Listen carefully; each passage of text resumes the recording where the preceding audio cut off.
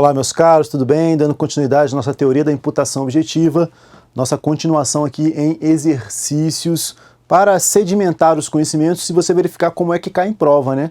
Como é que aparece em prova esses temas. E normalmente, questões de teoria da imputação objetiva, elas vêm aí misturada com outros temas, principalmente nexo de causalidade, até porque faz parte ali do estudo do nexo de causalidade. É uma das formas de verificação de nexo de causalidade. Então, às vezes, vem uma questão de teoria da imputação objetiva conjunta ali com outros conceitos estudados dentro de nexo de causalidade. Então, nessa questão, pode colocar na tela, é uma questão de teoria da imputação misturada aí com causa. Então, a concausa pré-existente absolutamente dependente reforça o nexo entre a ação do agente e o resultado? Não.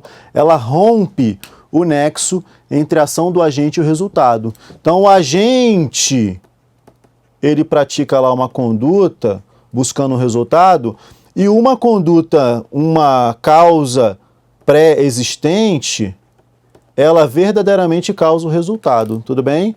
Não retirando a consumação do crime praticado pelo ofensor. Retira sim, porque o agente aqui responde somente, no máximo, aqui por uma tentativa a depender de sua conduta. Perfeito? Exemplo. Atiro na pessoa a fim de matá-la. Ela morre em virtude de um veneno que ela tomou anteriormente. Alguém deu um veneno para ela anterior. É uma causa pré-existente absolutamente dependente. As causas absolutamente dependentes, sejam pré-existentes, concomitantes ou supervenientes, rompem o nexo de causalidade entre a conduta do agente e o resultado. Nesse caso, não há que se falar entre responsabilização pelo resultado para o agente. Tudo bem? Já vimos isso na tela. Olha como que fica muito mais fácil agora, né? Depois que a gente já viu, fica mais fácil interpretar as questões. Isso aqui, essa letra A, se você não soubesse o tema bem aprofundadamente, você nunca ia entender. Reforça o nexo entre a ação do agente e o resultado. Como assim? Não entendi.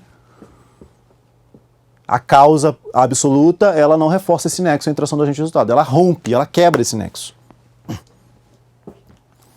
Letra B. A causa superveniente relativamente independente não exclui a imputação do fato, ainda que tenha produzido o resultado por si só. Errado. Artigo 13, parágrafo 1º. As causas supervenientes relativamente independentes que por si só produzem o resultado excluem a imputação do fato ao agente. Excluem a imputação do fato ao agente. Exemplo, você dá um tiro na pessoa, ela entra na ambulância e a ambulância sofre um acidente de trânsito.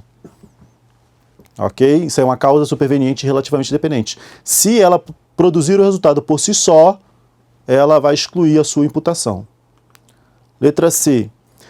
A teoria da imputação objetiva, e novamente, a teoria da imputação objetiva prevê que não haverá nexo de causalidade se o agente... Não haverá nexo, presta atenção, ó.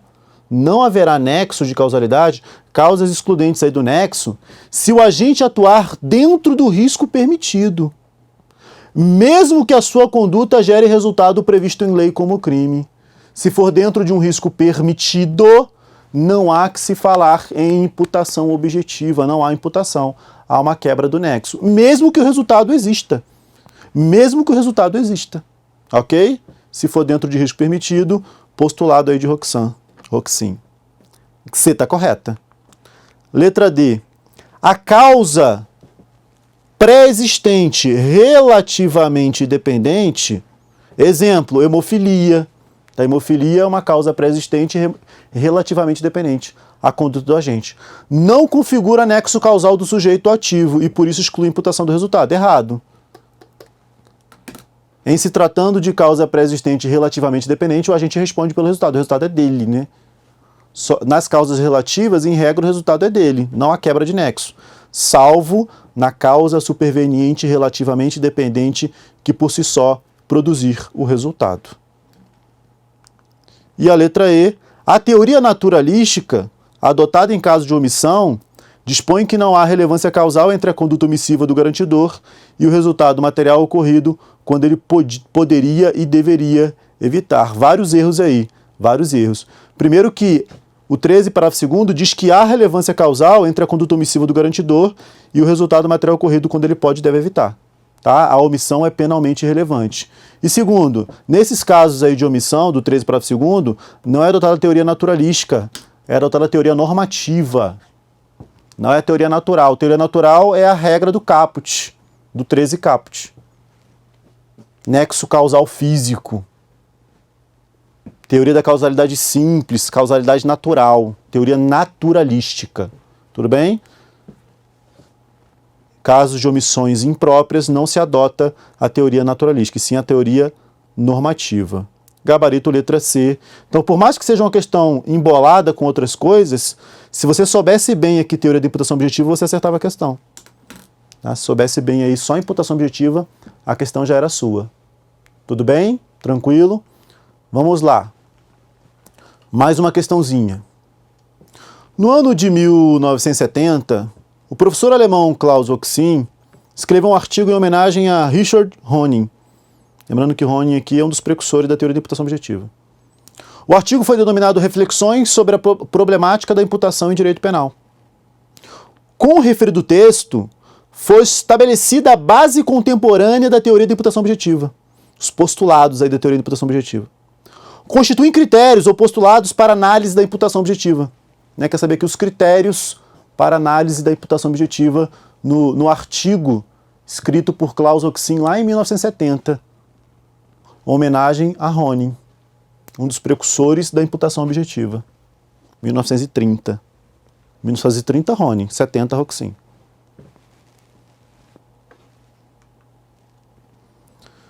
Constitui critérios para análise da imputação objetiva. Letra A, incremento do risco, não diminuição do risco, criação do risco proibido e esfera de proteção da norma. Perfeito. São aí os critérios da análise. Esfera de proteção aqui é o alcance da norma. Tá? Esfera de proteção é o alcance da norma. Dolo, culpa e imputação subjetiva. Não. Imputabilidade, potencial consumidor do ilícito e exigibilidade contra diversa. Não. Legítima defesa, estado de necessidade? Não. Ilicitude? Não. Letra A. Ok? Então essa questão aí, por mais que você soubesse mais ou menos, você poderia ficar em dúvida na A. Quando você lesse as outras alternativas, você marcaria A sem problema. Você fala assim, não, é A mesmo. Lembro aqui mais ou menos de risco, criação de risco, não diminuição de risco, alcance do tipo, realização do risco no resultado. A letra A não trouxe aqui a realização do risco no resultado, né? Ela trouxe só incremento, não diminuição ou criação do risco e alcance do tipo, né? Esfera de proteção da norma. Mais uma questãozinha, vamos lá. Ao menos no Brasil, embora existentes outras concepções de imputação objetiva, a generalidade da literatura penal se acostumou em apresentar um modelo funcionalista moderado do penalista Klaus Oxin. Perceba, já comentei isso contigo.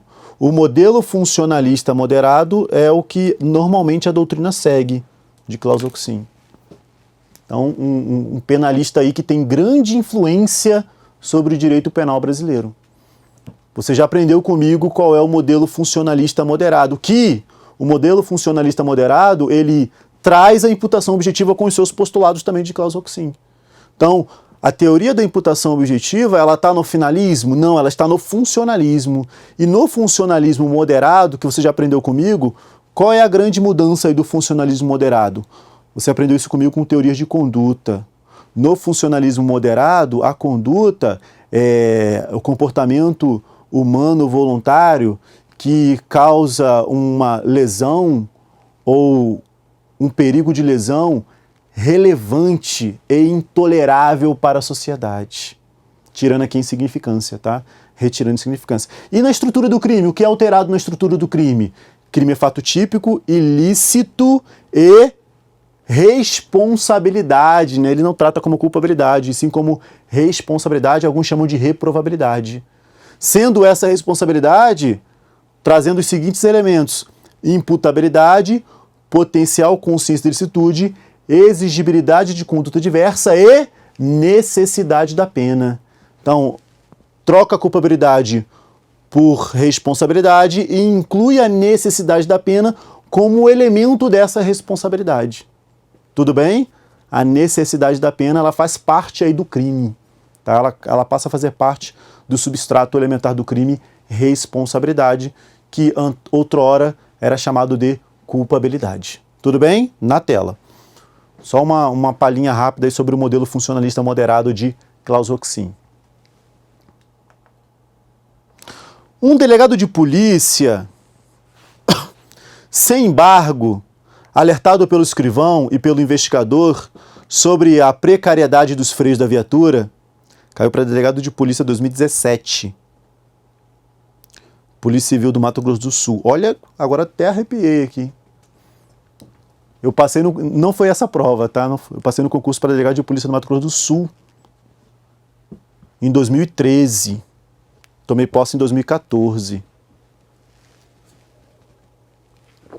Foi no concurso anterior a esse. Tá? No concurso anterior a esse. E nesse concurso de 2017 tem um aluno que virou meu amigo, que virou delegado. E ele foi para uma cidade vizinha da cidade que eu era delegado. Eu não sou mais delegado, eu saí, né? Fiquei só em 2014 lá. O delegado de polícia, sem embargo, alertado pelo escrivão e pelo investigador sobre a precariedade dos freios da viatura, exigiu ser transportado até a circunscrição vizinha. Antes de chegar à rodovia, o escrivão novamente o advertiu sobre os problemas de freio do veículo oficial, mas a autoridade impôs que a sua vontade fosse devidamente cumprida. Durante o trajeto viário, o escrivão perdeu o controle do veículo em curva, acentuada por falha no sistema de freios, e, desgovernado, atravessou a pista contrária e caiu em um barranco de 15 metros. O delegado de polícia morreu no acidente e a perícia técnica comprovou que nenhum fator adicional corroborou para o sinistro, para o evento aqui, né? O sinistro é o acidente. Vamos lá. A questão, ela traz aqui dizendo, olha, vamos falar sobre imputação objetiva, do modelo funcionalista moderado, postulados de Clausewitz. Ele traz um caso concreto e quer a análise desse caso concreto conforme imputação objetiva. Eu já imaginei o que a questão vai querer aqui da gente, tá? A questão vai trazer as questões de alcance do tipo, tá? Em relação ao alcance do tipo. No alcance do tipo, nós verificamos as excludentes, danos tardios, danos de choque, autocolocação em perigo e heterocolocação em perigo. Tá? Danos tardios, danos de choque, autocolocação em perigo e heterocolocação em perigo. Te dei o exemplo da autocolocação em perigo. Quando a pessoa se coloca em perigo e o outro, ele coopera. Ele dá ali a seringa para que o outro coloque a droga em seu corpo e acabe morrendo. Isso é questões de cooperação e autocolocação em perigo. E a heterocolocação em perigo consentida? É quando o agente consente para que o outro o coloque em perigo. O perigo é causado pelo outro, mas o agente consente. É o caso. O delegado, ele se coloca em perigo criado pelo outro, porque quem está dirigindo é o escrivão, né? Quem está dirigindo aqui é o escrivão. Mas não é autocolocação, aqui é heterocolocação em perigo consentida, né? Heterocolocação em perigo consentida. Muita gente confunde a autocolocação com a heterocolocação por causa do consentida. Quando eu falo assim, heterocolocação em perigo consentida. Não, então é ele que se colocou. Sim, é ele que se colocou, mas não é ele que está gerando o perigo. Ele consentiu para o perigo, mas não é ele que está gerando o perigo. Perceba, ele consentiu para o perigo, mas não é ele que está gerando. Isso é heterocolocação em perigo consentida. O que é autocolocação? É quando ele pratica a conduta e o outro só coopera. Aí é autocolocação em perigo. Cooperação em autocolocação. Esse que cooperou não responde, não imputa a ele. O que deu a seringa. Na heterocolocação, ele se coloca em perigo, mas o perigo ele é gerado por outra pessoa. E esse aqui, o exemplo do embriagado. Tá lá o agente embriagado e o outro insiste. Não, eu vou junto. Eu vou entrar aqui e vou junto de qualquer jeito. Não, não vai não, eu vou. Ele se colocou em perigo? Sim, mas não é autocolocação, é heterocolocação. Por quê? Porque o perigo é gerado por embriagado. Tudo bem? Tranquilo? Na tela, é muito comum confundir aí a autocolocação e heterocolocação. Olha só. Deixa eu ver aqui a letra C. A letra A fala assim, a imputação do crime de trânsito deverá ser afastada, pois se trata de heterocolocação em perigo consentido. Letra B, a imputação do crime de trânsito deverá ser afastada pela ausência de dolo do parte do escrivão. O escrivão sabia, né? Ele sabia ali do caso. Letra C, a imputação do crime de trânsito ao escrivão deverá ser admitida, pois se trata de contribuição em autocolocação em perigo dolosa. Primeiro que a cooperação ou contribuição em autocolocação seria caso de afastamento. Mas você matava aqui. É um caso de autocolocação em perigo cooperação em autocolocação ou é um caso de heterocolocação em perigo consentido?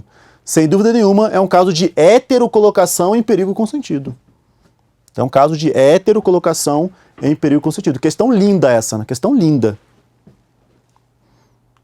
Fico orgulhoso aqui que o meu cargo, o cargo que eu ocupei, cobrando uma questão de tal relevância, né?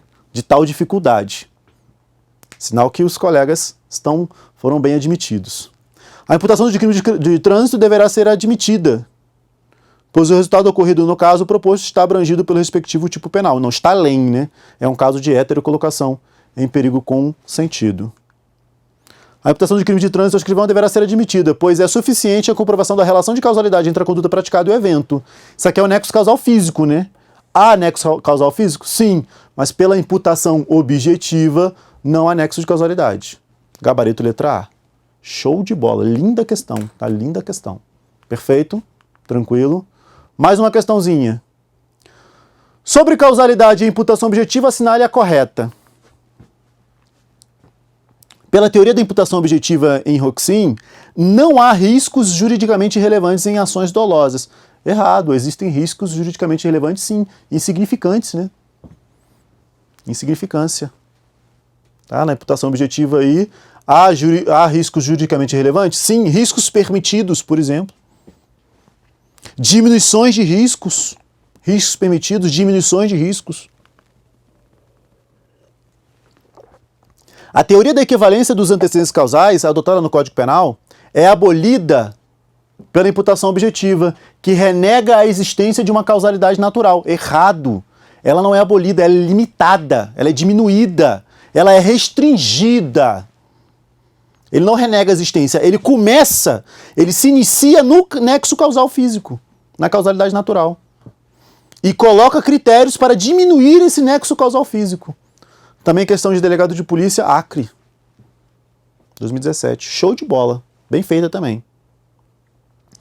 A teoria da conditio sine qua non, condição sem a qual, equivalência dos antecedentes causais, causalidade simples, causalidade natural, é a mesma teoria da B. É a mesma teoria. É a do início da B aqui, né? Teoria da equivalência. Tem como consequência o regresso ad infinitum na análise dos antecedentes causais. Correto. O que pode ser evitado, entre as outras análises, pela imputação objetiva. Perfeito. Tá vendo? Só o conceito aqui de imputação objetiva você acertava a questão. Só pelo conceito aí de imputação objetiva. A imputação objetiva dispensa a realização do risco juridicamente desaprovado no resultado. Errado, é um postulado. A realização do risco no resultado. Realização do risco de jurídico desaprovado no resultado. Então, o errado aqui é o dispensa, né?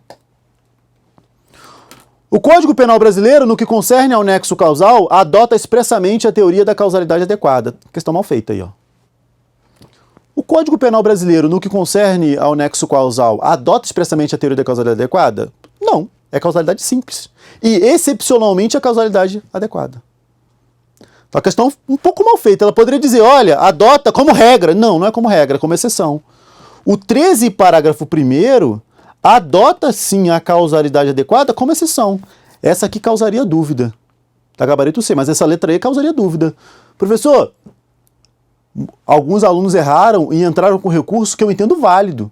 Porque o Código Penal brasileiro adota expressamente a causalidade adequada? Sim, no parágrafo 1º. No que concerne ao nexo de causalidade. Não é regra, mas é exceção. A questão que queria perguntar assim, é a regra? Não, é exceção. Então é errada porque não é regra. Mas adota. Adota como exceção. 13, parágrafo 1º. Ok? O 13, parágrafo 1º adota a teoria da causalidade adequada. E aí alguns disseram, professor, mas não está escrito ali teoria da causalidade adequada. Logo não é uma adoção expressa da teoria da causalidade adequada. O que é trazido ali no conceito é exemplo de teoria da causalidade adequada. Então não deixa de ser um caso de teoria da causalidade adequada. Tá? Não deixa de ser uma adoção da teoria expressa, está escrito, da causalidade adequada. Embora não escrito o nome teoria da causalidade adequada. Uma discussão, né? Alguns disseram, não é expresso. Para dizer, tá errada a letra aí de qualquer jeito. Então, discussões aí que não foram para frente, até porque a letra C está muito certa. Tá? A letra C está muito certa. Então essa questão aí dava um pouco de confusão? Dava. Né? Acabavam criando um pouquinho de confusão. Tudo bem? Com isso, termino aqui teoria da imputação objetiva. Espero que você tenha compreendido. É um tema que causa uma dificuldade muito grande nos alunos. Os alunos têm dificuldade nesse tema. Muitos não estudam esse tema com afinco, deixam de lado, esquecem. Então espero que eu tenha aqui melhorado, que eu tenha clareado para você. Eu sei que foi, né, um bloco e pouco, um bloco, mais algumas questões, só uma pincelada para fazer com que você acerte as questões de prova. Tudo bem? Espero você na continuidade. Tchau, tchau.